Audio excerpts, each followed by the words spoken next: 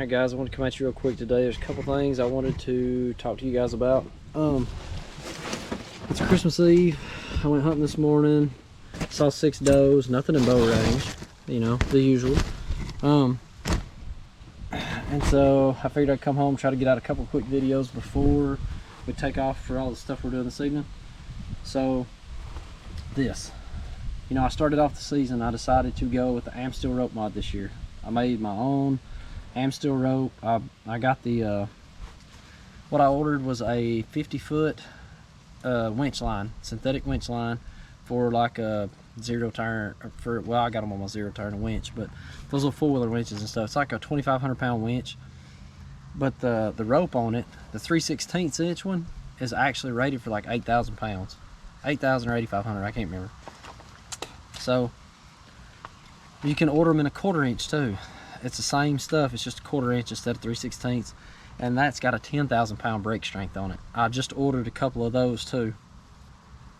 And so anyways, I want to show you guys what I've been doing with it. It's the exact same stuff as Amsteel for the most part. I don't think there's really a difference. It's got a, like I said, an insane brake strength on it, and so if you're wanting to get into playing with Amsteel and stuff, that's kind of the way to go. If you mess it up, it's not that expensive. I seen on a couple of videos, the Amsteel guy, had come up with this thing called the USA, I think it's the USA Pro. It's his newest Amsteel rope deal that attaches your platform or sticks to the tree. So I decided to make me one, and I am in love with this. I mean, it's insane. Like I said, I already had the rope mod that I made. All I had to do was make me a couple of continuous loops of Amsteel, and then put it on my rope. So what I did was I made the continuous loops, I tied them in a prusik knot, put them on the rope, and this first one, you actually, so you just put it on the main line in a prusik knot, and then you run your line through that loop, so you're left with something like this, so that when you go to hook it to the tree, you grab the little single piece, not the loop, stretch this out and hook it around your butt, and I'll show you that in just a second. Alright, I'm gonna try to film this with this chest rig here. So basically what you do is you take your platform, and on mine I added a little tube webbing sleeve around it just to keep the sides of the platform from maybe cutting into this rope. I don't think it would because they're rounded off really good, but just in case, it's just some extra protection to keep it from getting cut into. So you take that, you reach around the tree, pull your rope around the tree. That very first prusik knot, very first one, you want it, no matter what size tree I'm running it on, I always try to get it to where it's on the back side, the exact opposite side from the platform. So if the platform is on this side of the tree, it's on directly on this side of the tree. And you, like I said, you'll take this loop, you'll pull this around just like this, and that's the part that you're going to hook to your post. So you just hook that around the post, and then it basically makes like a trucker's hitch. So then you're just going to pull the slack out, pull it tight, and what I do is I'll go ahead and tilt this up just a little, and then just pull the slack out. You don't got to pull crazy hard or nothing. And if you'll see down here on the end, I've got this other prusik. I'll just slide it up the line. Okay, and then I'll hook the loop around the button and just pull the slack out. You don't have to pull insanely hard, just get it good and snug there like that. And now on this tree, this is kind of a smaller tree and I got quite a bit of rope left, so what I'm going to do is just run it around the back side of the tree and just pull it like that, just to keep it from dangling.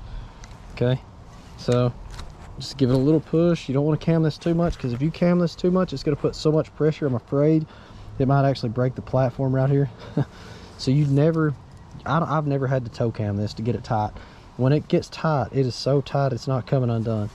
So you just push down and then cam it just like you normally would, cam it over, and that thing is rock solid. All right, so now you can see we're tethered up in the tree, still on the platform. So I just wanted to show you guys. I don't have a stick to put my feet on or anything, but so you can put all the side pressure you want on this platform, bounce on it. It is not coming off this tree. It's not going to kick off the tree. Like, it doesn't matter which side you go to. Like, you can, it's not moving.